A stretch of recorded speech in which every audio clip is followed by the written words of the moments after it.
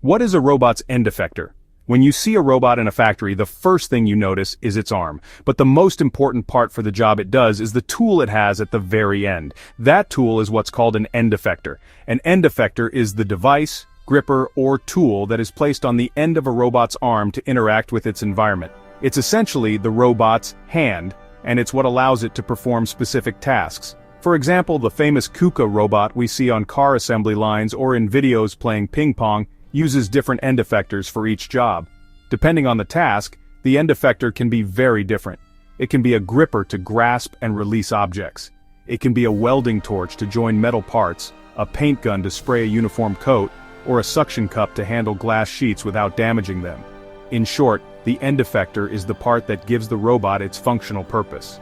Without it, the robot is just a moving arm. With an end effector, it becomes a welder, an assembler, a painter, or any other working tool.